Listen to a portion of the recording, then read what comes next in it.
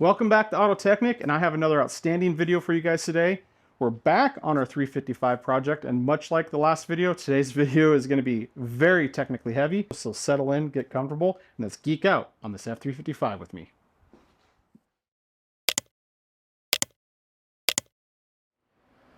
Okay guys, just like our last video, today's video is going to be pretty technically heavy. A lot of details that I need to cover and walk you guys through. Now, the subject of today's videos, or the topics we're going to be hitting on, is installing the timing belts, but more importantly, tensioning the timing belts. There's multiple different techniques and methods that we can do on achieving the proper tension for those timing belts. So I'm going to walk you through all those techniques and the differences and really the pros and cons of them. The other big topic we have for today's video is degreeing in the camshafts. Now, this is one step that I deem absolutely critical on any timing belt service on any Ferrari. A lot of people skip this step. I think it should not be skipped whatsoever. Once you understand the process and know how to do it and have ran through it a couple times, it's really not that bad. It's not that hard. So I can see that it's intimidating to some, but that's what we're here for today. My goal with today's video is to walk you guys through both of these steps, the timing belt tensions and degreeing the camshafts. I want to show you the techniques that I have used and refined over the years to get these jobs done. So that way those of you, at least A, know how it is done, but also if you're using this for a DIY at home on your own car, maybe this will help you out. Maybe there's some tips and tricks in there that you'll see that I use, refine your method, and just help you get through the job. So with that being said, let's take a peek at the engine, where we are. Now, the state that I have the engine at right now, I deem to be the halfway point of a timing belt service. Now, since we did valve guides and we put the heads on the last video, I still have everything off in the valley, so there's no coolant crossover pipes. We don't have the throttles, the intake's on, the water pump is off. Heck, I still have all of the exhaust manifolds off the engine. Ignore all of that. None of that has any effect of what we're doing today, and I'm honestly leaving all that off right now because it gives us more visibility while I'm walking you through everything with the timing belts and camshafts. However, let's say that I didn't do the heads on this car and I had it all the way pulled down to do the timing belts and camshafts. This is essentially as far as I would have the engine torn down. I would have my front cam seal plates off, meaning my cam gears are going to be off all the way around, so I have just the cams in the head. I got my tensioners off because we're going to be replacing those. And I also have replaced the front crankshaft seal off camera because that is also part of what I deem to be necessary during the service. We're here, it's easy to get to, the part is inexpensive, let's put a new one in. Now I covered this when I was installing the cylinder heads, but I have the engine set on top dead center cylinder number 1. So our cylinder number 1 piston's at top dead center, cylinder 4 is also at top dead center. We have the camshafts installed. I have them locked in place here, you can see with the old business card trick, so they don't rotate on me.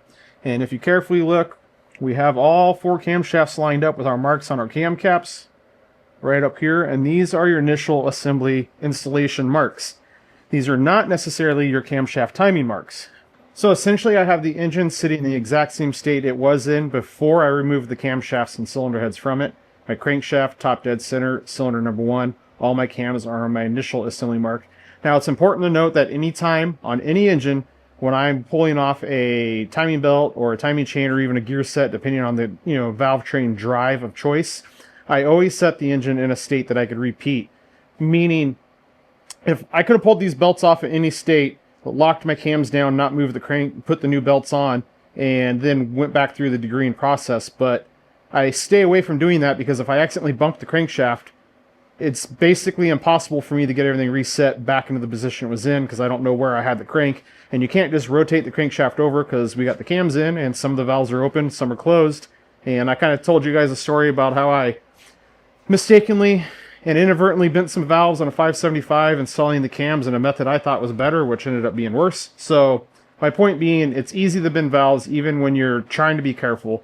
And by setting it at top dead center, cylinder 1, and then making sure all my cams are on those marks, I have a good starting point. So if anything goes wrong with me, I can get it back to exactly where it was. Case in point, I had the heads off. I was rotating the crankshaft tons of times, showing you guys how all the pistons and the crank and firing order of the flat plane crank works. I was using it to clean the cylinder walls. And by doing so, I put it back on top dead center. So we have the engine in a great starting point. Let's take a minute and talk about some of the components we're going to be using to get these timing belts back on. Now, mainly is what I want to cover here is our front camshaft seal plates. Just like our crankshaft seal, I have replaced all 4 of the camshaft seals in these seal plates, and I also replaced the O-ring on the back side. Now, one thing to note is it's very typical, and I would probably say traditional, that these get sealed up with a silicone sealant. Traditionally, I use this 3-bond 1211. This stuff is very thin, so it squeezes out nicely, so it doesn't get a lot of buildup, and also it cleans off quite nicely. But what I'm trying to get at here is when I pulled these off, they were just pretty well covered in a lot of that silicone sealant, and I'm trying to say that that's pretty normal and typical, and you can see that I've gone through and I've removed every trace of it. So I just use a flat razor blade, a maroon Scotch-Brite with some WD-40, a brass brush. Actually, this groove where the O-ring sits, a pocket screwdriver gets in there really well, and just a little bit of time and scraping, and you can get all that sealant off of there and get this cleaned and ready to go. Now, I do use a little bit of that sealant around the outside of the cam seal when I install it. Same thing for the crank seal in the engine. You can see that white little line. I do so because it kind of helps hold it in place a little bit better, but also that sealant is actually kind of slippery, and it almost acts like a lubricant to help drive that seal in. And honestly, it's the way I was taught. It's the way I frequently find them when I pull them apart, even when other people service them. And it's the way I've done it for a very long time, and it's served me well. And it's one of those things where I don't really want to deviate because I know that it's working well and I haven't had problems with it. Is it absolutely necessary? Probably not. However, like I mentioned, I much rather do my method that works and ensure that I don't have any problems rather than try something new and have a problem. So with that being said, there is a few things to talk about on these cam seal plates. And if you look here, we're looking at the back side of this cam seal plate, and you can see those 2 half-moon notches that are in it. Now, what we're talking about here will not apply that specifically to a 355. This applies much more to the older V12s and say like a 348. But the 355, our plates are actually held in with these 2 bolts right here on the front of the head. So I can just slide this over the camshaft, slide the plate on. It has our dowel pins, we align it over. Just slide it on, bolt it in. Granted, we're going to use a little bit of that sealant to seal it up. What's important to talk about with those half moons is those are little provisions for oil drains so oil can drain out. So if you look where that cam seal is, there's kind of like a trough down here where oil can sit. So that's frequently when these start to go, you know, even if there's a little bit of hardness in the seal or just a little bit of, you know, it losing a little bit of its life, that's why they leak oil, because there's actually quite a bit of oil sitting back there. If I can get you guys in here carefully, right there, the bottom of the head, you can see that that's the oil drain hole back into this main chamber of the head. And you can see right there underneath the intake cam, that's right there at the bottom. So you can see that we have one in each location, and that's because the bottom of this changes depending on which head it's on. So when it's sitting essentially like this on the engine, you can see that that groove is at the very bottom. And if I had the cams out and this plate in, you would be able to see how that groove lines up with that oil drain hole. So we have a couple things to talk about with those oil return holes in these plates. Now we're going to start with the oil return holes in the cylinder heads. Now this does not apply to a 355, but say the early cars with the 4-valve cylinder heads, so we're talking 308, 328, 348. A lot of those cars had the oil drain holes drilled in the wrong location on the cylinder head. There is actually an update that Ferrari had where there's a special fixture that you bolt in where the camshaft goes, and you drill in the holes in the proper angles into the heads. Now, you can get to those on the 328 and 308. You can get to the bank 1, the rear side, pretty easily, but bank 2 on the front, it's nearly impossible to do in the car. 288 GTO F40, those are both V8s, essentially using the same engine as the 328, 308. Those also fall under that bulletin, and as well as 348 falls under those as well. So it's one thing to check to make sure your drain holes, when you have your cams out, you want to make sure that essentially it's at the bottom point so that oil is going to be draining back in the head. It's pretty obvious when the holes haven't been modified and are off to the side.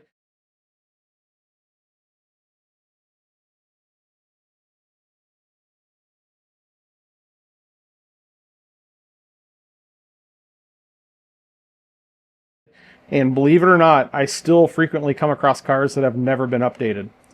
Now, the other thing I want to talk about, again, this applies more to those older cars, not a 355, is those older cars don't use the bolts and dowels to hold this cam plate in. It actually sits like in a little bit of a trough to where you have to slide this cam plate onto the camshaft and slide the camshaft in with the cam plate, and it has like a ridge on the back which locks it in location.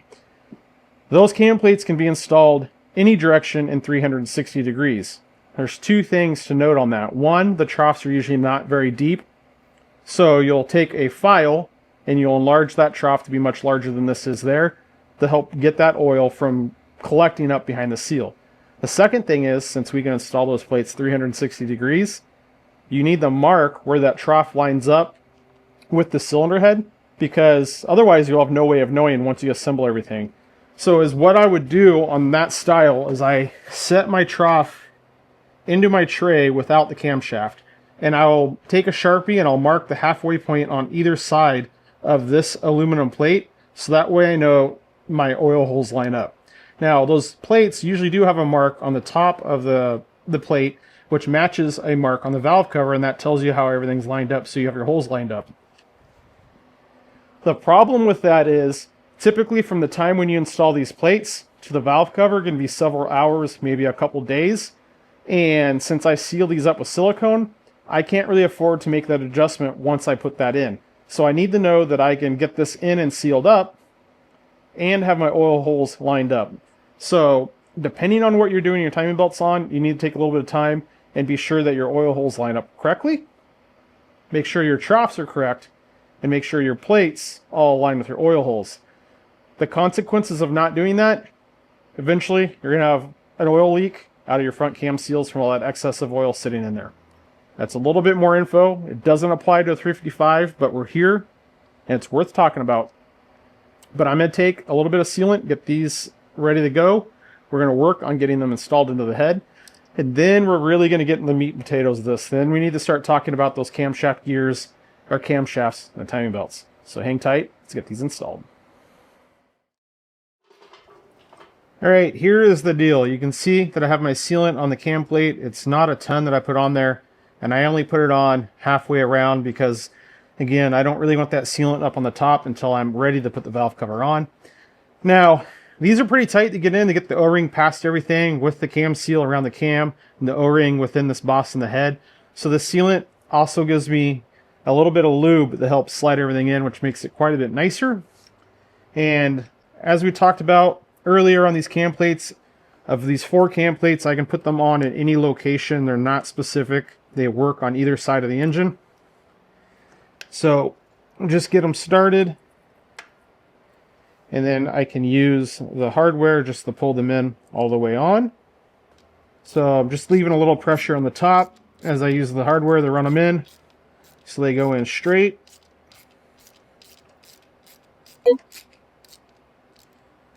And these have the same torque of 8.8 Newton meters, which my torque wrench is inch pounds, which is essentially 80 inch pounds.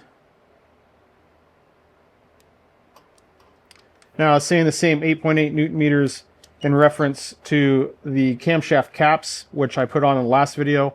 Those are the same torque spec. It's the same size bolt. The bolt size is a 6mm by 1.0 thread pitch, and that's pretty much going to be our standard torque on any 6 by 1.0 bolt on this engine.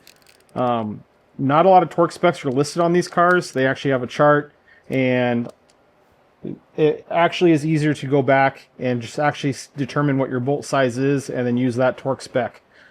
Critical things like head bolts, connecting rod bolts, like that stuff, there's going to be a specific spec, but just random hardware around the engine, they don't have that stuff listed, and you have to make it work.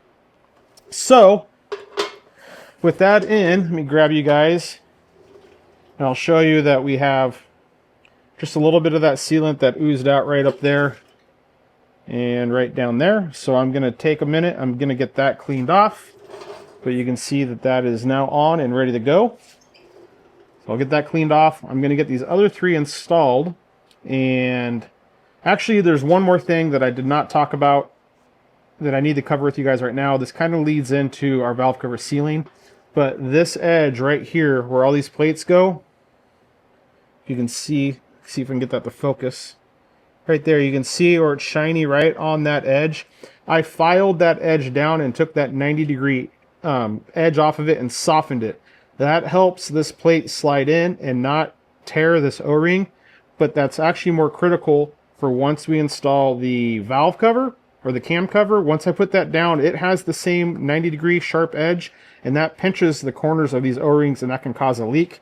That also is really big back here on these plugs that sit in the back.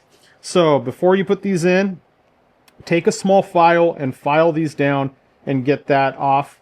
Now I did these when I had the heads off on the bench, but you can do it when the cams are installed. It's a little tricky, but you can get in there and get that filed.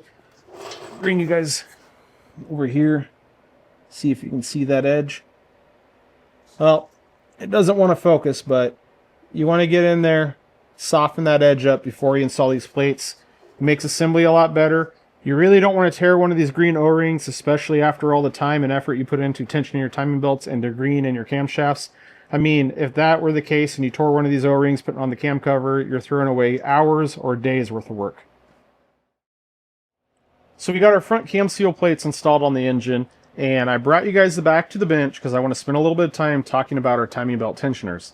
Now, I do feel that anytime you're doing a belt service and replacing the timing belts, you should be replacing the timing belt tensioners and putting new ones on, no matter the condition that the tensioners are in. Now, on the existing tensioners that I pulled off the car, these are the factory Ferrari pieces. They spun freely. There's no play, no indications of wear, anything abnormal. This one is starting to throw some grease. Actually, as a matter of fact, they both were, but I cleaned one up. So starting to throw some grease, not a huge deal, but obviously over time, if we end up throwing all the grease out, we're losing our lubrication, that tensioner is going to seize up and cause problems very, very, very far down the road on that case. So you can see here, this is the other one. I cleaned all that grease off, and that's going to allow me to use this as a good example to show you the differences of the ones we're going to run, which are Hill Engineering timing belt tensioners. Now, I will say that this customer specifically requested to run the Hill Engineering pieces. I agree with him. I think they are a better part, and in a lot of cases, they're actually cheaper than the factory Ferrari parts. Now, unfortunately, from all the years of me working in the dealership, I've removed more Hill Engineering timing belt tensioners than I have installed. We are pretty, I want to say strict or bound, but since we were a dealer, we used all OEM Ferrari parts. We did not install any of the Hill parts at my specific dealer. Now that I'm no longer constrained by those bounds, this is my preferred method. I like these a lot better, and I'll show you why. We're here looking at the face of both of them with the factory one and the Hill piece. And one of the big ones I want to show you is that lip right on the front face of this tensioner. And that has basically retaining the bearing in it. And if we look at the lip on the Ferrari one, you can see how small that lip is. It's not super robust. It's not a very big lip. Also, if we look at these, you can see right down there how much lower that bearing is compared to the Hill piece. Now, if I flip these over, you'll see that it's the same scenario. So what we have is a much larger bearing in here, so there's more running surface area, more strength, and it's a superior part. Now, one thing is this center insert that is pressed into this bearing is just pressed in. There's no positive retention method here on the back side. And if we go to the Hill piece, you can see that we have right there a snap ring holding that in on the back side. So really, I have a better retention method, I have a bigger, stronger bearing, and I have reinforcements to hold the bearing in there. It's ultimately a much better part. Now, I've seen and heard a lot of horror stories of these tensioner bearings failing. Obviously, that causes timing belt failure. You lose valves hitting the pistons, catastrophic engine failure. I will say that, me personally, I have not had or seen a tensioner failure or a timing belt failure with a car that came in that I was working on or one of the other technicians was working on. However, I will say that the dealership that I worked at, we were pretty adamant, and we recommended timing belts every 3 years, and I would say most all of our clients followed that 3-year time frame, meaning all these bearings that we're running in the cars and the belts usually were only within 3-year intervals, so there wasn't much more time for those failures. I'm not saying that it doesn't happen, and I'm sure a lot of you have seen it, I'm sure it still can happen within that 3-year window. I am just telling you guys my experience that I haven't seen it, and I do think that is one advantage to the shorter interval. You can stretch out these timing belts. I think this car actually has been over 10 years since it's had a belt service, and it has a lot of miles, like 48,000 miles. But for me personally, I feel that it's a little bit safer just to go through and do these timing belts a little bit more frequently, because the expense that you're going to be paying if you ended up breaking a belt and dropping a valve is far greater than the periodic maintenance of doing these belt services with these tensioners and all the new components. We're going to be using those hill tensioners. We're going to leave them off right now and install them a little bit later. We're using just factory Ferrari belts, nothing notable or special to talk to there. But the next thing we need to worry about is getting our cam gears installed onto the engine. However, this is where our disassembly comes to pay us back in big dividends, because you remember I marked each cam gear. So this one is for bank 2 exhaust, and I have a Sharpie mark where that dowel pin goes. I'll bring you guys over to the front of the engine, and you can see all of our holes around our camshafts, and I did a little paint pin mark which corresponds to the hole where my dowel pin went, so I know I can get each cam gear back on each specific camshaft correctly, but also get the cam gear index into the camshaft exactly how it was on disassembly. Now, one thing I haven't mentioned in this video is I highly recommend, if you're doing a belt service, to check your camshaft timing before you take it apart. You knew how the car ran when it came in. It gives you a great reference point. It also aids on reassembly.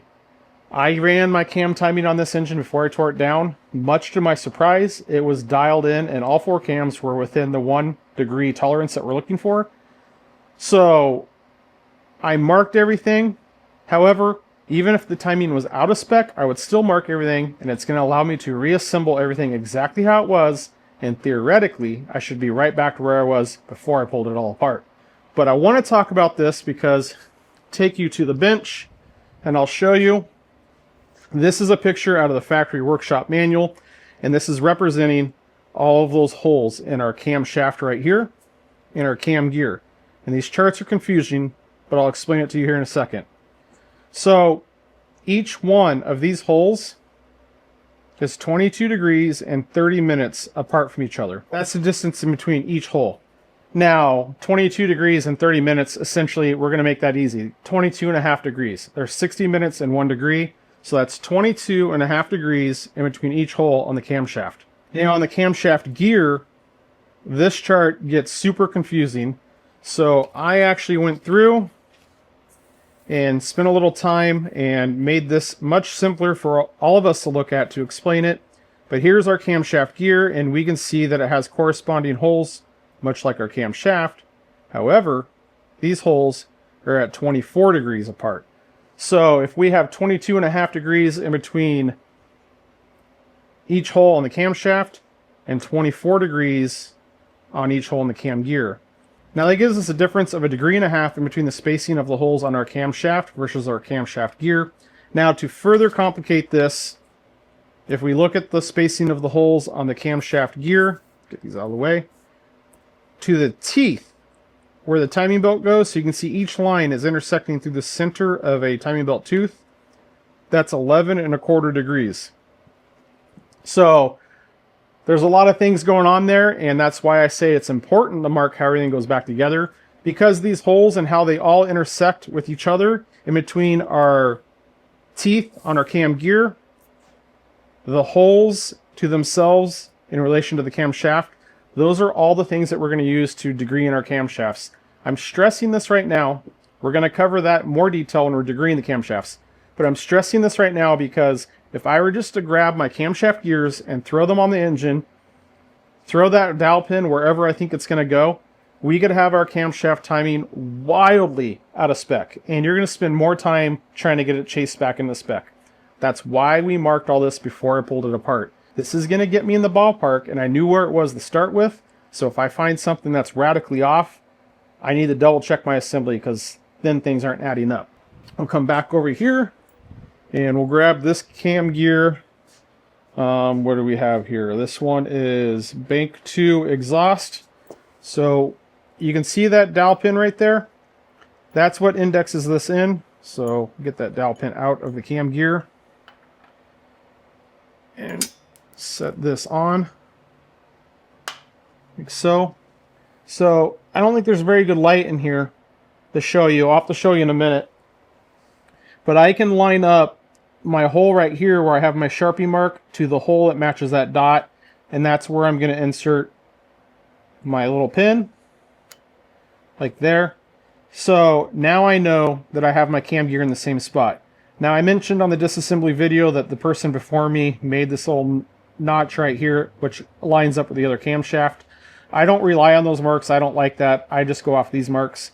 And again, I used just Sharpie right here up on the cam gear, and that's a paint pen, because when I'm done, I can just take some acetone or brake clean. I can wipe all my marks off, including my paint mark. I'll come back, I'll take that mark off, and I'll have no trace that I had any marks in there. So these are just marks for me for assembly, but I don't like leaving them there. I have seen it where people engrave where that pin went. I wildly don't like that method. This is a perfect example. If this would have been engraved before it got pulled apart, I ended up milling the heads when they were getting the valve guides. That engraved line no longer applies to it, meaning it's a permanent mark on the cam gear, but then when it's degreed in properly, that dowel pin won't be in the engraved mark. And I just, like I mentioned, I do not like that. Sharpie marks work great. You can remove them, and no one will ever know. So I'm going to grab the other cam gears here, and we're going to do essentially the same thing. This is bank 2 intake. You can see I left my dowel pins where the Sharpie mark was. Show you that dowel pin on the back side right there. And each cam gear only has one dowel pin. So we come down here. This is our intake. And we can maybe get this on one-handed like that. So you can see that I have all my marks lined up. And it's the existing marks that the last guy had also line up. Now, we'll take you back to our cam gear bolts.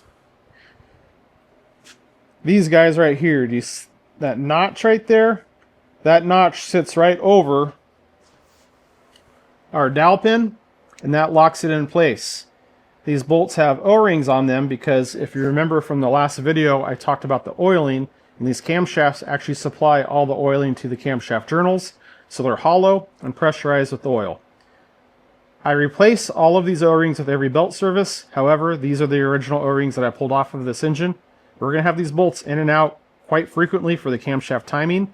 So I leave the new O-rings off. I just leave the old ones on for now until final assembly. So I'll come back when that's all said and done and replace all those O-rings. So we'll just run these in and snug them tight. And I just go by feel on this washer over that dowel pin. So you can see the dowel pin. Usually the washer goes right where you want it by itself. But you can see right there, I can rotate it and it's stopping where those two flats are hitting my dowel pin. So run it like that. Just like so. And for now, that's exactly how and where we want them for assembly. I'm going to get the other gears thrown on real quick. And then it's time to get the belts on the engine. Alright, so to get started, I'm going to take the bolt for the tensioner out, and you can see that our bracket is just free and clear because I have the hydraulic tensioner here. It's pinned with a 1/16 drill bit. I did so just so I have my special tool free, so we can talk about that a little bit later. Now, this doesn't matter at all, but it does to me because I'm picky and OCD. I put it with all my Ferrari logos so I can read them when I'm facing the engine. Just one of the things I've always done. I'm real particular on stuff like that, and it doesn't make any difference on how it runs or works, but I prefer to do it that way. Just one of those extra details of taking pride in what you do. Alright, get our belt on here, and we need to bring it around like so. And now it's loosely where it needs to be, but you can see that we have a bunch of slack everywhere, and obviously we need to get this on precisely and accurately. You can see that we have the belt in our initial position, but there's just a ton of slack up here, so it's actually not correct. My main thing I want to worry about is on our drive side. Since these spin counterclockwise to the crankshaft, which is spinning clockwise, This is the drive side where it's pulling. This is the slack side. So I want to get all that slack out of this side because it's theoretically under tension when the engine's running. So I'm working it with my fingers and I'm aligning the teeth right here. So now you can see this is pretty tight on this drive side, but I'm holding the belt here with my right hand and I'm also holding it here with my left, and you can see that I have a lot of slack up here on this top pulley.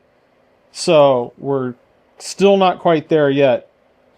Essentially is what we have is we're one tooth off up here on this top pulley, so I can push it and get that other tooth aligned, and you can see now that I have my belt tight and tensioned, so I'm not a tooth off. I'm good up here on my cam gears, and down here is where we're going to put our tensioner. So this is why I leave the tensioner off. It's easier to get it slid on, and hopefully I can get this bolt started. I don't know if you guys just saw that, but that bottom of this belt jumped a tooth. So you can see we jumped a tooth down here. So I need to work it back around. There we go. Nope. Didn't have it. You can see I thought I had it, but we're still a tooth off.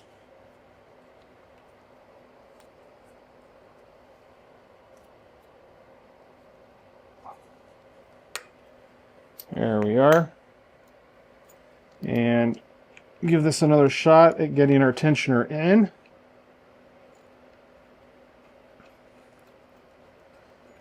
And our bolt on. Now, just with the tensioner sitting here, even without it adjusted, you can see that we're fine. We still have quite a bit of slack. You do need a special tool to adjust the tensioner, or you could try to fab something up yourself. It's easier just to buy the tool. Hill Engineering makes it. And we're just going to put a little bit of tension on here for now, just so I don't have to worry about my belt moving at all. So it's not too bad. The thing that you really want to watch out for is making sure that you don't have too much slack in here. And typically when I'm putting the belt on, I do have to kind of pull and tug and work the belt around the teeth so it's really nice and tight. And that way I can ensure that essentially I already have some tension to this belt in all the runs that I need. So I know that I'm not a tooth off. I know all my marks line up. I know the crankshaft's on top dead center. I know that my camshaft timing should be very, very close. And that's going to make it a lot easier when we degree it in, because if it's wildly off, we're going to be spending a lot more time getting it dialed in. So, going slow, being methodical, doing our marks, it actually saves us time in the long run. Let's get the other belt tossed on real quick.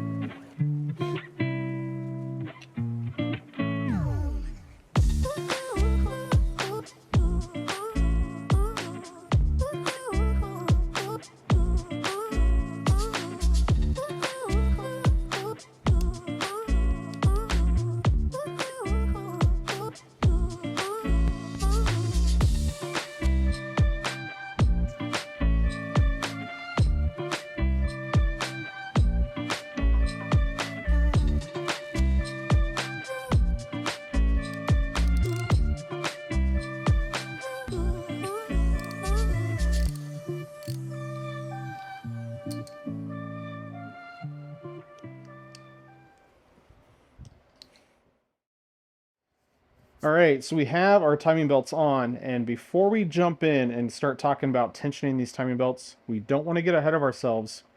We need to take our business cards out from our camshafts. We don't need them locked down anymore because we have the timing belts on.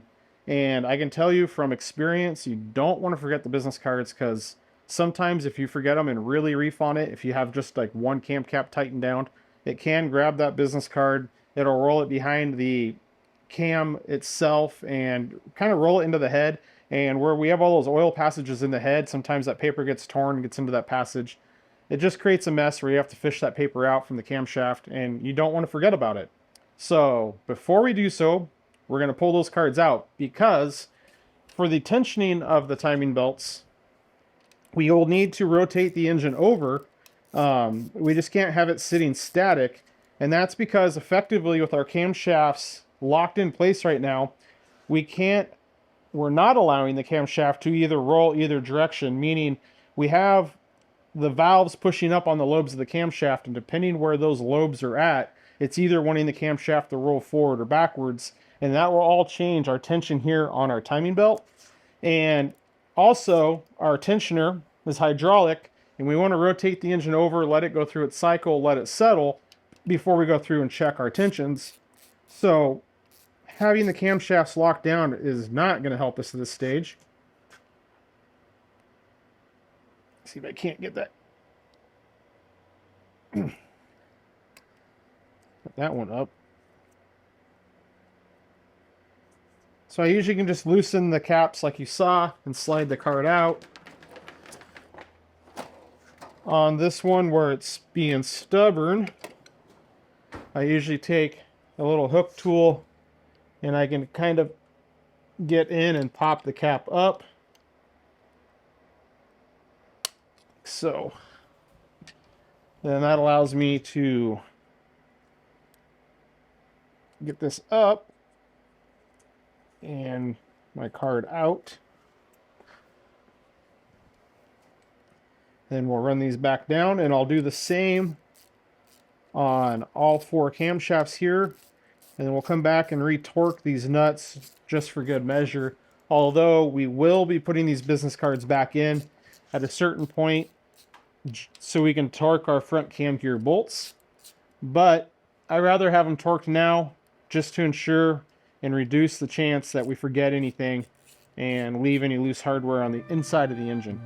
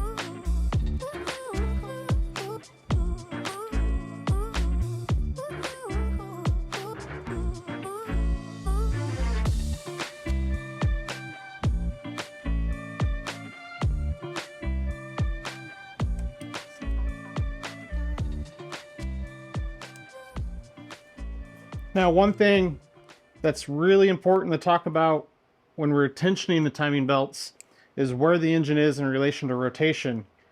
Exactly what I was talking about just a second ago about where the camshaft lobes are, how they're going to be kind of pushing or pulling the camshaft to either side or wanting the camshaft to rotate.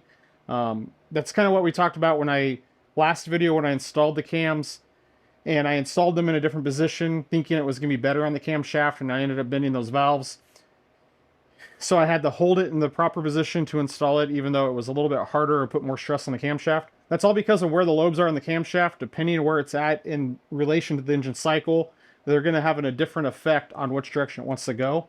I'm talking about this because when we're setting our tension on our timing belts, we want to be consistent, meaning we want the engine in the exact same state every time we check the tension, so that way we eliminate that variable. Because if we start checking our tension with the engine in different states, it's going to be a different number and it's not consistent, and we don't actually have the true tension that we're setting it to. And we also want to be sure that when we're doing that, we try to match what we did on the first bank to the second bank. You'll see that once we get into doing the camshaft timing, there's really a lot of things that I do or take into account to minimize variables. And that's kind of my MO whenever working on these cars, or even diagnosing these cars. To be honest, if you're doing an electrical diagnosis, the more consistent you can be, the better data you gather, the better end result you're going to have, the better decisions you can make based on what you have. So when we're tensioning these timing belts, being consistent, making sure the engine's in the exact same point of its engine cycle, the camshaft lobes are in the same point, making sure we rotate it the same amount of times, that we wait the same amount of time for the tensioner to settle. All those things matter and will have an effect in the end on our tension and our accuracy of it.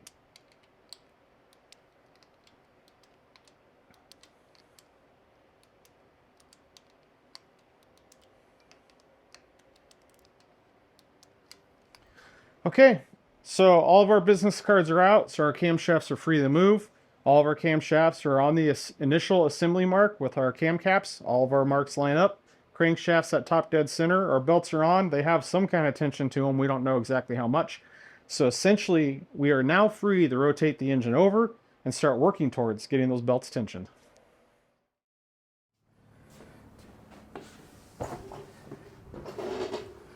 All right, so we're to the point where we need to tension our timing belts, and the instructions that they give us in the 355 service manual are pretty vague, and the method is pretty crude.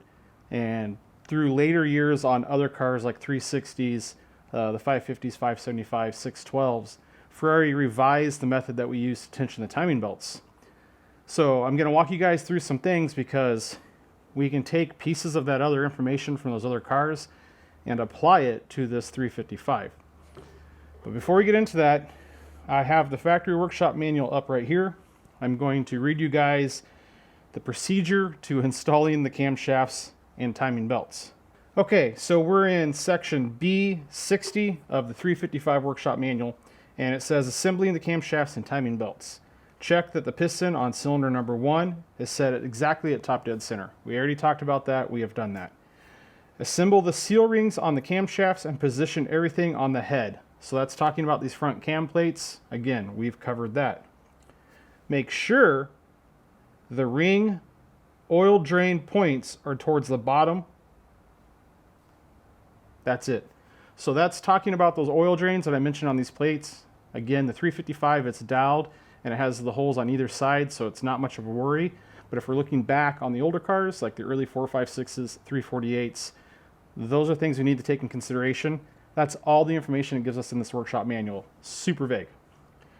And then it's going on to tell us to fix the cam caps in position in compliance with the alignment and numbering order. So I'm assuming that is referring to the numbering that's engraved on the cam caps and alignment with our camshaft to our cam caps.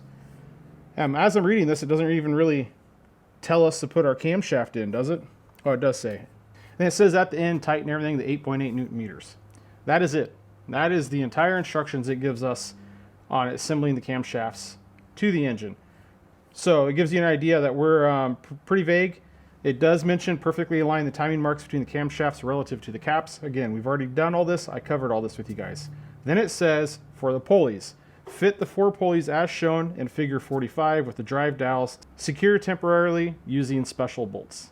I don't know what special bolts are talking about. There's no picture, there's no part number, there's nothing. We're just using our factory bolts. But it doesn't say anything about the position to put these cam gears on. So if we wouldn't have had these marked, you're just going to assemble them and hope for the best. Now it talks about the timing belts. So stretch the belts as follows. Lever the holes 3 and 4, which it's talking on our tensioner. On the belt stretching bearing, rotate it towards the engine inner side until the catch 5, this is the catch, is free. Or should say catch 5 is free to slide in its housing. Then lock the bolt number 1. Let the engine run for some minutes and check. So we're supposed to have the engine running to check that? I mean, that's wildly not practical. Then it says check the distance on the mule gauge should be roughly 2.5 millimeters, and the catch number 5 is free to slide. So it's saying that once our belts are tensioned, that this catch is free to slide, and we have a 2.5 millimeter gap right there between the tensioner body and the upper portion of the tensioner. That is it. That is the entire instructions on a 355 for tensioning a timing belt. Now, I mentioned this earlier on this catch. I have a drill bit in here. This is a 1/16 drill bit, and I had that in here so I could show you guys the actual tool that Ferrari gives us for this. And this tool does not have a part number, classic, and we get those when you replace a hydraulic tensioner. And I can't find my other one. I only have one, so we have that in there.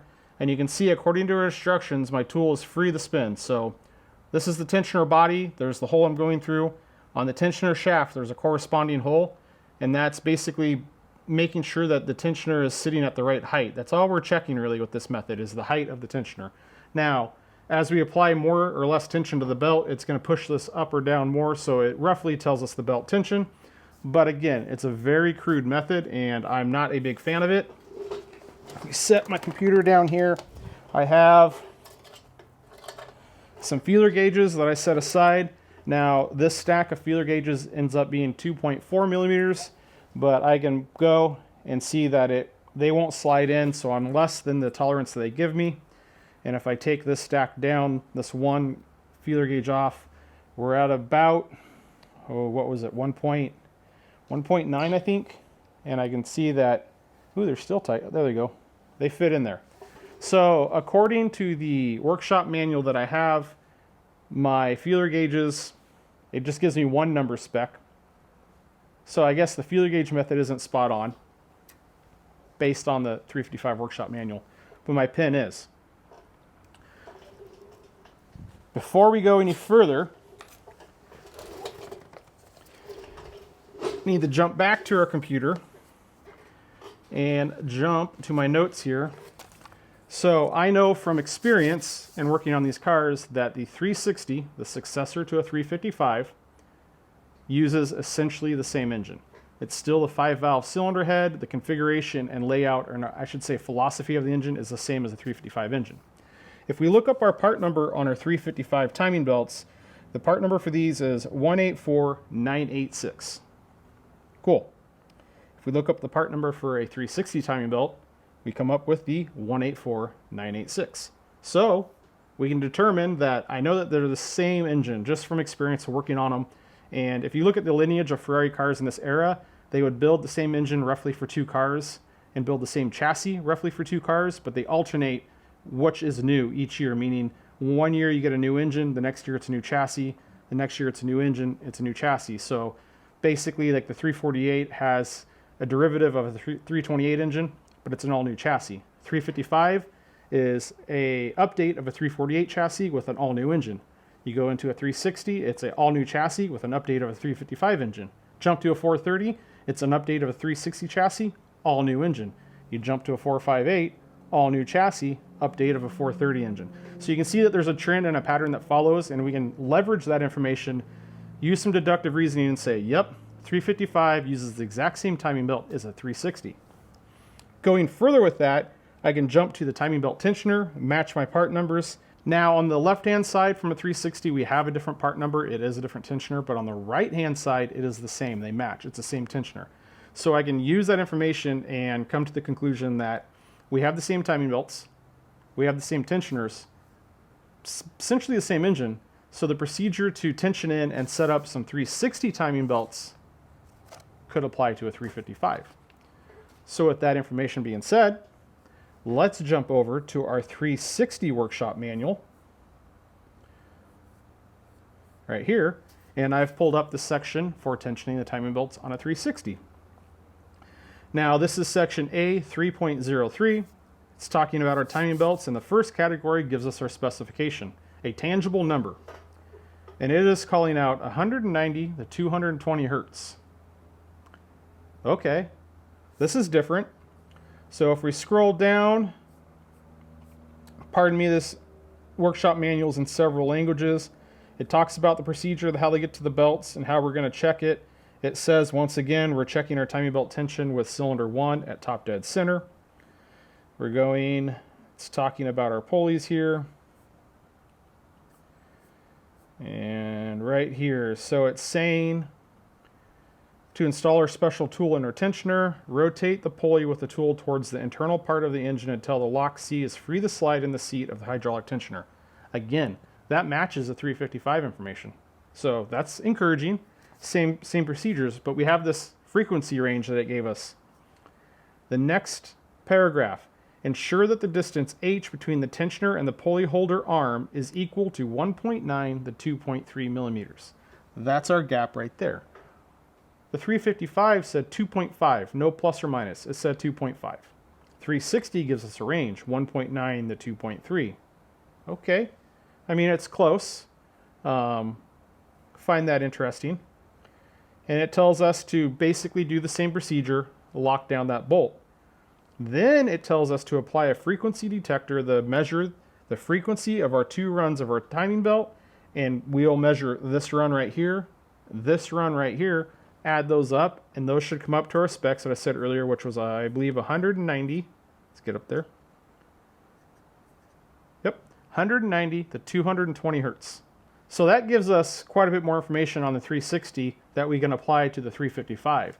Now, a lot of us that are real familiar with the brand and servicing these cars know that they took the very primitive method with the 355 and it went to a very current version of this procedure with the frequency gauge on the 360, and it skipped an entire generation of procedure in between, and that's measuring it with the Stager mechanical meter.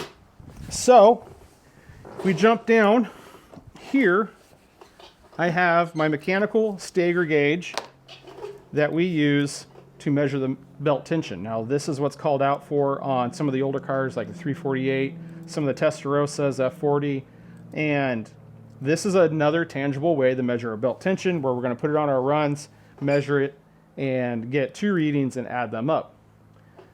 However, I don't have really anywhere in a workshop manual or a owner's manual that talks about what spec a 355 should have for its timing belt with a Stager gauge. It doesn't mention it at all, and it doesn't even mention anything about the frequency. We only have that for the 360. Well, this gives you guys a good insight of what it is like servicing these cars and working with this brand, because I have here a technical bulletin from February of 2012. It is numbered 1016.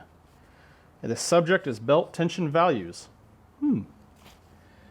Due to the several requests we received from Network, further you will find the belt tension values which have to be respected during the periodical checks provided in the servicing schedule or an occasion of engine overhaul. The values of those obtained by using either the Stager tensionometer, which I just showed you, or the diapaz seam frequency gauge, both used by Ferrari. And it gives us the part numbers for both of those tools, neither of which are still available anymore. So we jump down, and the first box that I have here is for the 360 series of cars, so the Modena, the Spider, and the Challenge. And it gives me my belt, my timing belt tension, 190 to 220 hertz with the diapaz, which is our frequency gauge. Right below that, it tells me that I need it to be 125 to 135 with the Stager.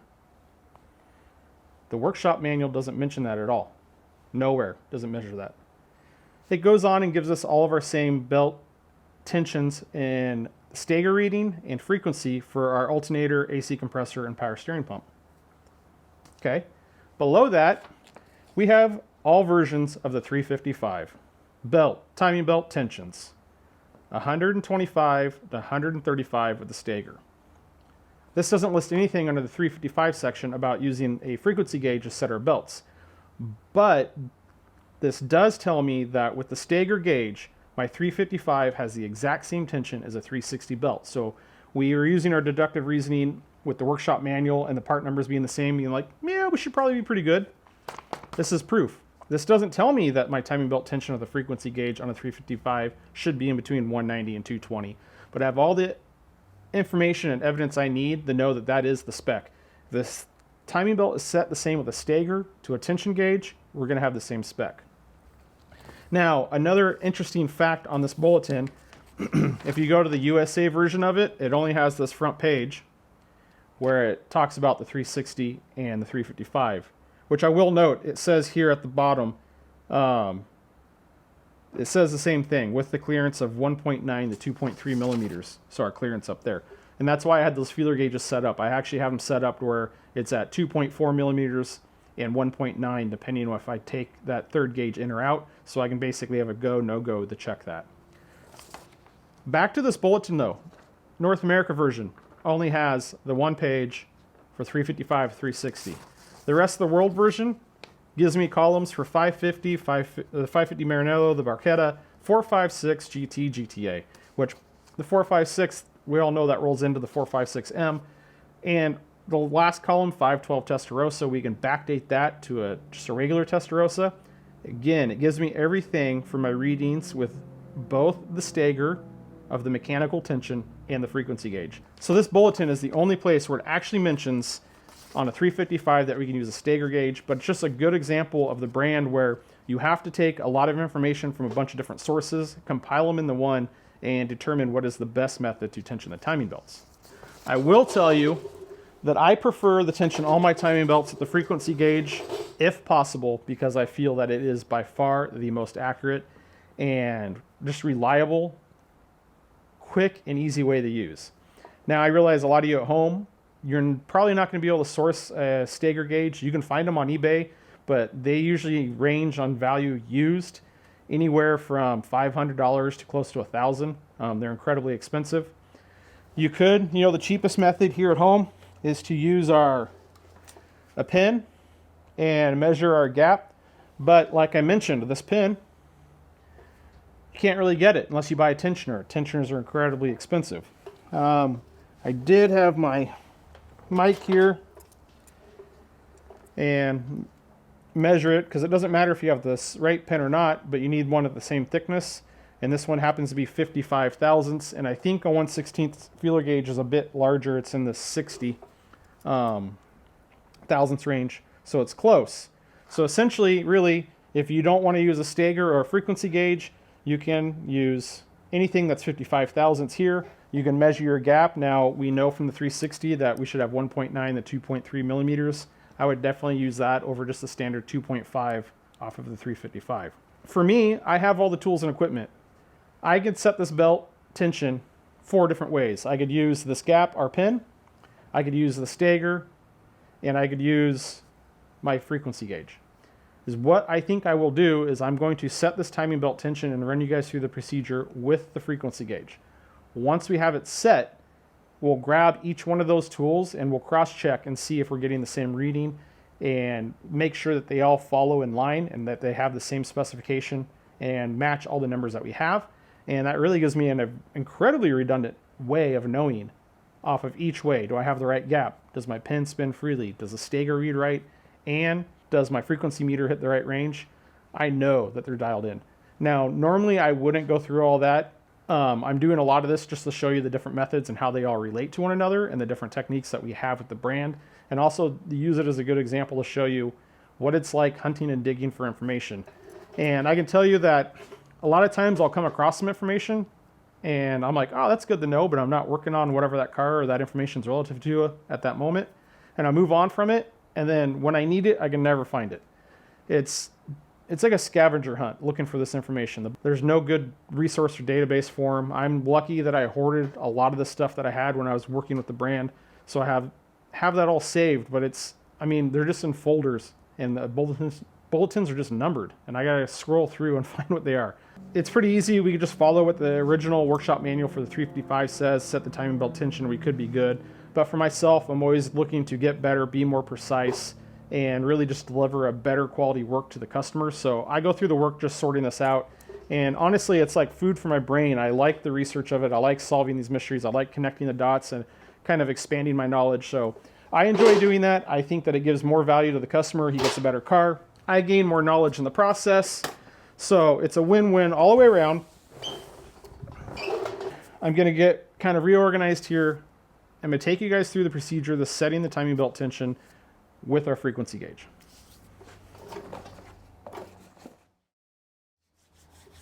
All right, so we have our belt on. We're ready to set the tension. Now I readjusted this tensioner because our pin was free to spin. And you can see now that it's got tension on it and it's not really free to move. Now I mentioned earlier that this is a hydraulic tensioner, and it's important to note because it takes a minute for it to settle before you can really get a good accurate reading. Meaning if you move it, you may have a good pin, and then if you let it sit there in a minute or two, it could change your reading and your pin's tight, or if it was tight, it could be loose. One thing I skipped over in the 360 workshop manual, it said after you make an adjustment, rotate the engine over 2 times and let it sit for 2 minutes before measuring your belt tension. That is why it's giving our tensioner time to settle. So rotating the engine is allowing our camshafts to get to a neutral state so we don't have any extra slack on any of the runs of the belt, and it's letting our tensioner settle. So a tip for you when you're setting your timing belt tension, don't leave this bolt all the way loose. You want it snug so the tensioner stays in place, but I want it so I can move my tensioner without having to loosen that nut with just a little bit of force, and that'll give me what I need. Now, what's also important to note on the tension is our hole is offset in relation to the center of the tensioner. So this hydraulic tensioner is only capable of X number of force in the upward direction. We're changing our belt tension by changing the leverage point of this tensioner, because if the tensioner is directly in line with the rod or we rotate it out, it's all leverage. It's all, what we're doing. So just the more we understand how it works, the easier it is for us to work with it. So I'm going to compress my tensioner some, and we can, just to get our pin to spin freely, because then we know we're in the ballpark.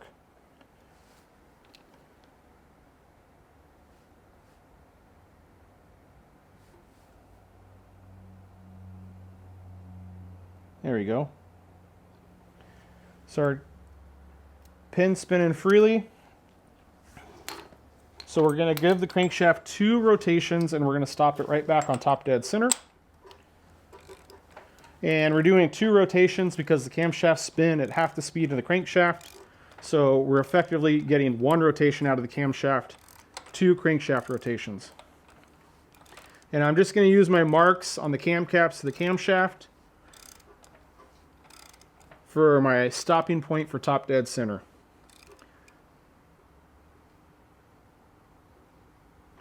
Now I will say, traditionally when I'm doing this, I will have my dial indicator on a piston for top dead center. Mine's removed because I had the heads off. We haven't installed it yet, but I would have that to where I could measure for the exact top dead center on the engine. But we have our pin, it's still free to move.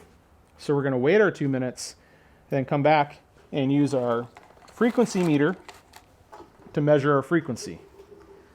Let's see what time, okay. Now while we're waiting our 2 minutes for that to just neutralize, let's talk about our frequency gauge. I have a very high-end frequency gauge here. This one is an optical frequency gauge where it uses an infrared sensor and actually measures the movement of the belt. This is a pretty high dollar piece. I was just fortunate to come across this deal and get it. I think I looked these up, and if you're buying these used, they're $1,500 to $2,000. These are incredibly pricey units. Now the frequency gauge that Ferrari calls out to be used is the diapaz, if it's pronouncing that correctly. And it uses a microphone, and it's basically listening for the frequency that the belt is emitting when you just kind of tap it and let it vibrate, and that's what it uses to get your frequency reading on each one. I can tell you that that particular gauge that we used can be touchy and tricky to use. If you had a car in the back of the shop, specifically like a V12, just running and idling, it would create a frequency that gauge would actually pick up, and you could just turn that gauge on and watch your frequency meter just jump up and down. And we also found that a stabilized battery charger, if that was plugged in and on the car, the electronics in that battery charger created a hum, which would cause that frequency gauge to jump around and have erratic or incorrect readings.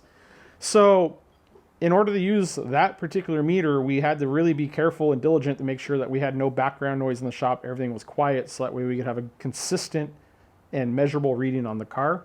This gauge, I can tell you that none of that's a worry because it's physically reading the vibration or monitoring the vibration, so the background noise does not matter whatsoever. I think the most common thing that most of you do at home is probably use your iPhone with a frequency app. So we're going to take it through with this meter, we're going to set our tension, and then we will use a phone on the tail end of this and see how it compares. I think that's good learning for all of us. So with that being said, our 2 minutes are up, and I'll turn on my meter here. Get that. Hopefully you guys can see it. And we're just going to hold this right up here. And this meter, I can tell you also with the one that we used to have that had the microphone, it was really inconsistent. If you had to hit the belt, you'd have to hit it a bunch of times, different ways, manners, and it was kind of frustrating. And this optical one, you barely have to touch the belt and you get a reading right there. So on this main run, it's 119 hertz, and you can see that I'm barely tapping the belt, getting multiple readings, 118, 119, 119. I can tell you with the Ferrari tool, there's no way that I could be able to get that reading with such a light tap on the belt. You would usually have to use a pretty good, like that, to get your reading. So I quite enjoy this tool quite a bit more. We'll do the second run up here. Again, try to get it so you guys can see this at home. Stay. Nope. There we go. All right. 116. So we're at 116, 119. So we're too tight, meaning we got too much tension on our belt. And we can kind of check. I see my gap from my tension in our body to the belt, and I mean, it's tight. Even my minimum spec of 1.9 millimeter doesn't fit in there, although my pin's still free. So you'll see as we do this, there's quite a range for that pin. As we loosen and tighten these timing belts, the pin still remains spin free in the housing. So this is a method is kind of gets you close, not dialed in. Same thing, the feeler gauges kind of get you close, not dialed in. The Stager to the frequency gauge, I think they're both pretty accurate. So take some tension off of this guy. There we go. Check our feeler gauges just because it's quick and easy. Now we're good. The 1.9 fits in. So we will take our 2 crankshaft rotations, give it our 2 minutes to stabilize, remeasure.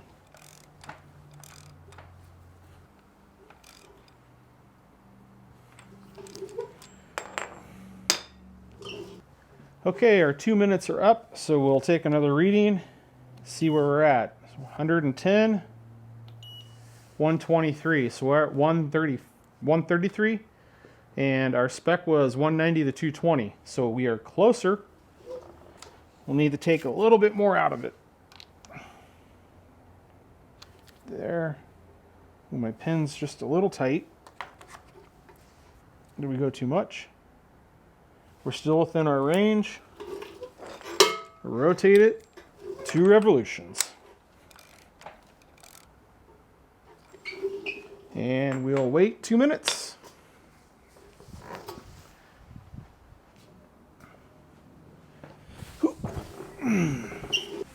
All right, 2 minutes is up. Our pin is still free to move. Bottom run, 105. 114, so we're right at 119, so we're within spec now. 105, it's pretty consistent. 114, 113. So that belt is in spec. So it took us 3 tries, not too bad.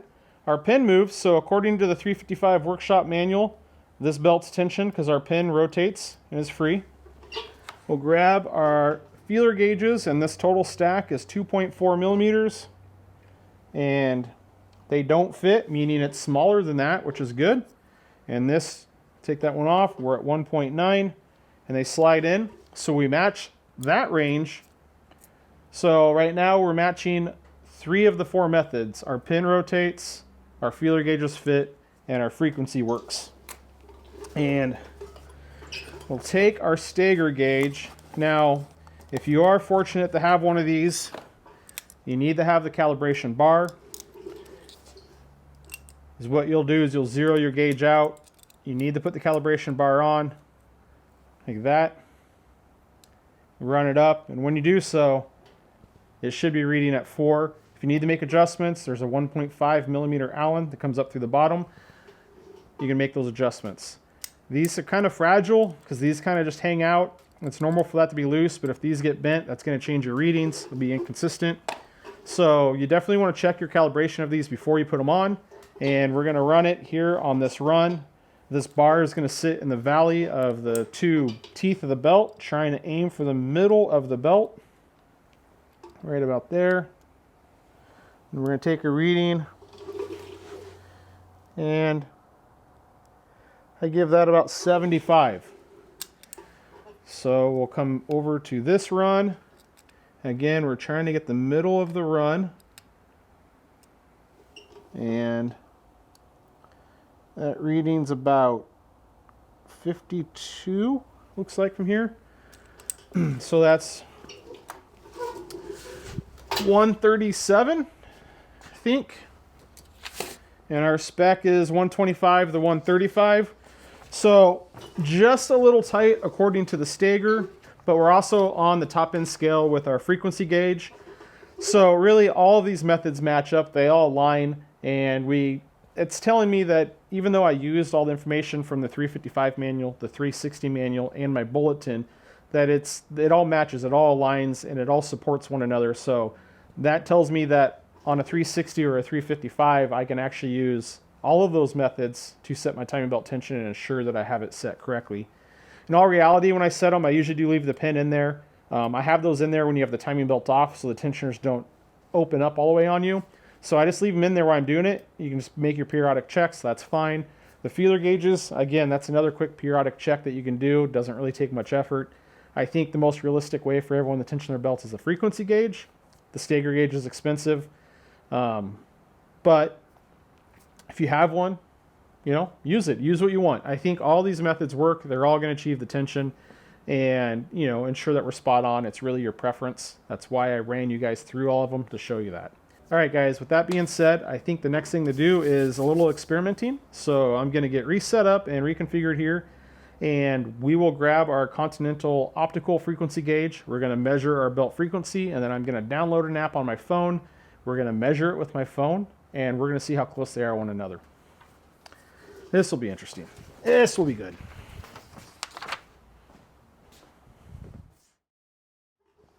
All right, so I downloaded the Gates Carbon Drive app right here. We're on the home screen.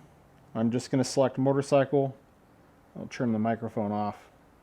It's picking me up talking. So I selected the motorcycle, and now we're just basically to the screen where it's going to measure frequencies up to 500 hertz. So as we just saw, it was picking me up talking, so I muted it. I'm going to unmute it. We're going to just check this lower run on this belt and see what frequency this Gates app gives us.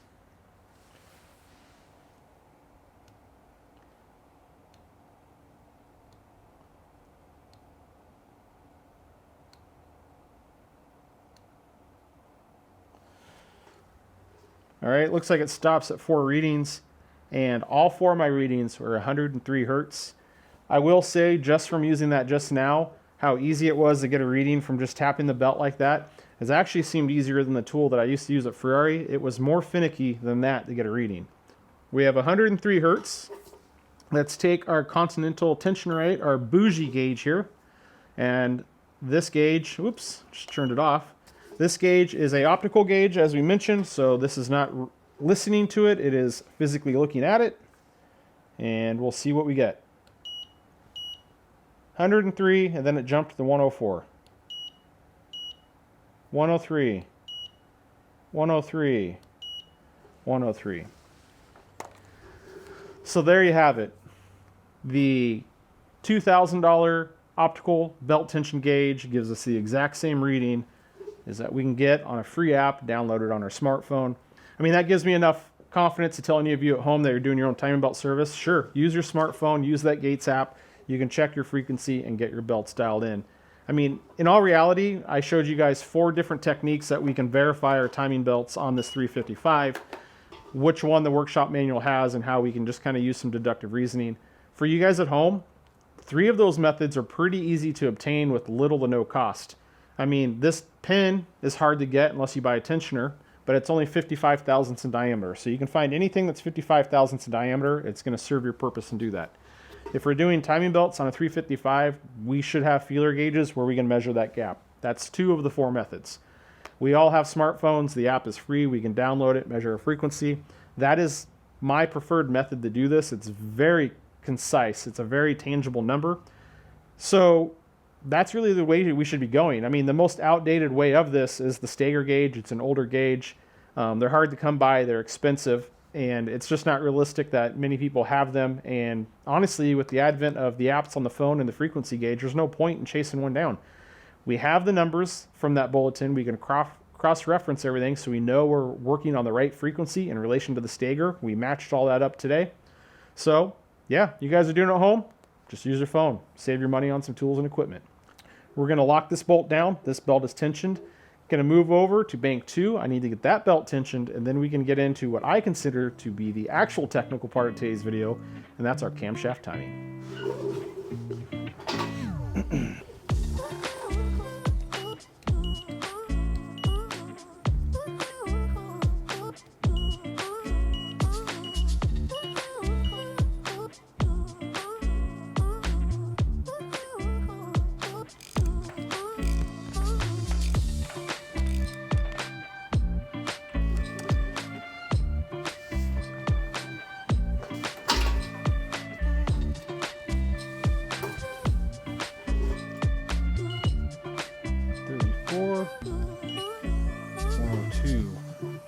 just a hair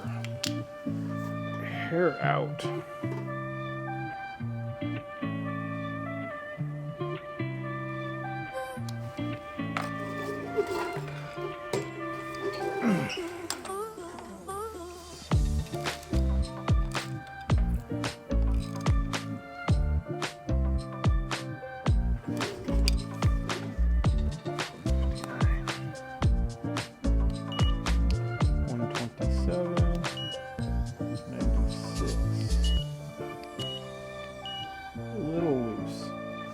Back to tighten it just a hair.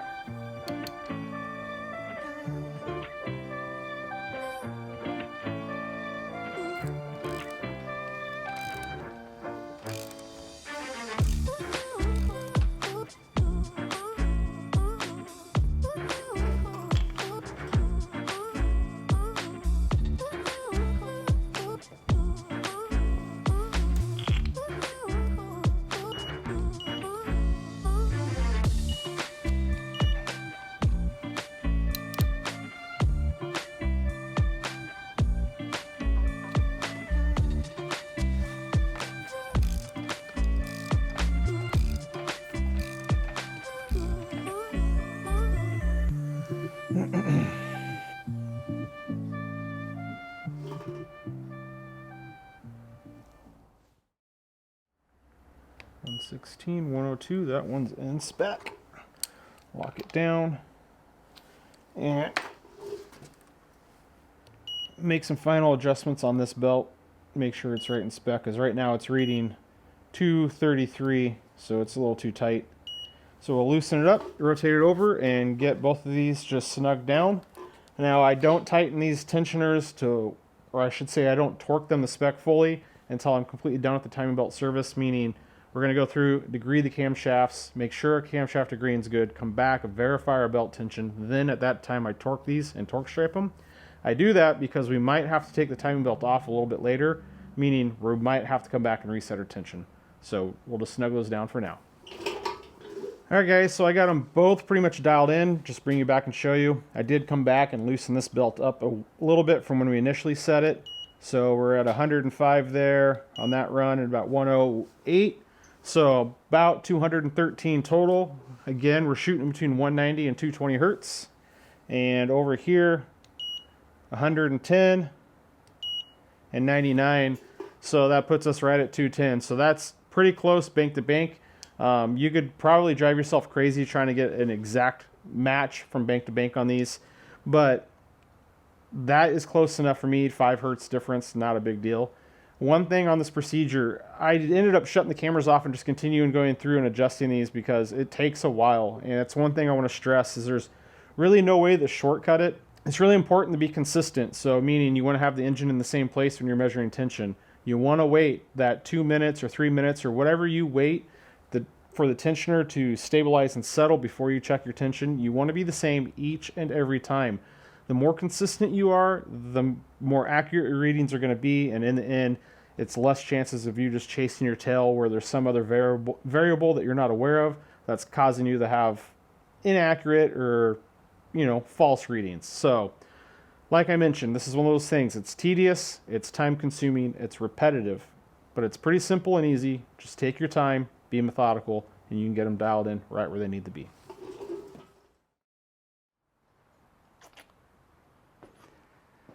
Yes, this is the same car, and yes, this is after all of the repairs. The sad truth of this is, it takes me quite a while to actually work through all the footage, get it edited, and get these videos uploaded in relation to when I'm getting the work done. I still work a full-time job, I still have a family, that I'm trying to juggle all the work that I'm doing on these cars, creating estimates, and on top of that, editing the videos. So, give you guys a little bit of a sneak peek. We're right now walking through the timing belt tension video, and I just finished the final road test on the car. So, why are we here right now?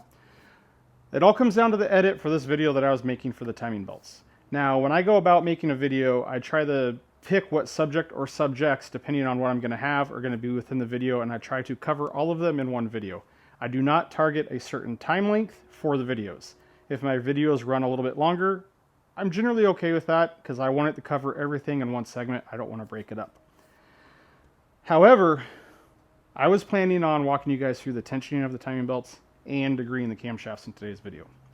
Once I put all of my raw footage in before I did any editing and any cutting down, it was nearly 6 hours. I can tell you that by the time I get that cut down, it's still going to be far too long. I mean, our last video where we put the cylinder heads on the car, that was pushing 2 hours, and I think that's probably about the limit. I'd like to keep them a little bit shorter because it's hard for us to sit down and commit that much time to watching these videos. So I was working through that edit, and we're well into an hour deep on this video at this point. So for the sake of the video length today, I think we're going to just stop it right here and only be covering the tensioning of the timing belts. I know I rambled on quite a bit, and there's a lot of things we covered, but I really wanted to go through all the different methods and techniques to tension them.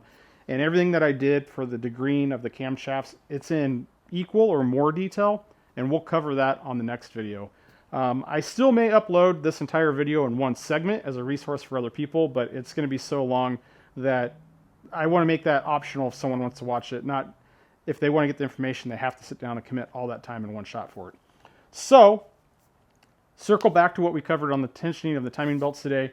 Really what it comes down to is the newer the method, the more accurate or more precise it is. So we have the original method that's called out in the 355 manual where we have the little guide pin and the tensioner, and that gives us quite a range of where the tension could be at, meaning you could still have that free movement in that pin and that tensioner, and you can have your belts really tight or really loose, and it's still not really going to show up on that pin. And, you know, it gets a little bit more precise or refined if we use the feeler gauges and measure the gap in between the tensioner itself and the tensioner body. A little bit more precise. Then you move into like the Stager gauge. You're actually measuring the tension of the belt. That one's actually quite a bit more precise because it's more refined. As we make smaller adjustments, that gauge is going to pick it up, whereas the feeler gauges or the pin won't. And really, the one method I think that everyone at home is probably going to do themselves, we covered it, the frequency. Now, I've always preferred that method because it's the most consistent, repeatable. That's important for me, and really just a tangible number that I can actually document, track. As we work through the engine and rotate it over, I can consistently get the same number. Things aren't fluctuating and changing as much, and it's really easy. I'm fortunate to have a really nice optical gauge, but we covered that an app on your phone works just as good, and I think that's most suitable to everybody at home that's trying to do this themselves. So at the end of the day, just use the method or combination of methods that you feel most comfortable with. So there's one more thing I want to touch on because I'm sure somebody's going to mention it in the comments. And I realized that because I worked with the brand for nearly 10 years, I had a lot of privilege and access to a lot of great information. I purposely did not show anything on this video, meaning I didn't show the workshop manual and I didn't show the technical bulletin, although we did talk about them. I did that on purpose because honestly, I don't want to find out Ferrari's appetite for me showing all that information in the videos. So it's kind of a line that I've drawn with myself before I started doing all the service work. I'm not going to show that stuff on the videos. We will talk about it and discuss it. I will share with you all the knowledge and stuff that I have. But when it comes to Ferrari's information, I'm not going to just put that up there on blast. I will say that for like the factory workshop manual for a 355, you can get pretty creative, do some Googling. There's a lot of people that have uploaded it. You can get free PDFs of it and download it. So that information's out there. It's accessible. It's just kind of, like I said, my thing. I don't want to do it because I don't want to get a letter from Ferrari with them telling me that they're not happy with what I'm doing. So that's why you guys didn't see any of that in this video, although it would have been very helpful, and that's why I was only talking through those segments. All right, you guys know the drill. Be sure to like, share, and subscribe. Also, get down in the comments section. Let me know what you thought of the video. Get any questions you may have in there. I'm going to do my best to answer them. As always, guys, thank you very much for watching. I appreciate your support. We're going to see you on the next video dealing with this camshaft timing.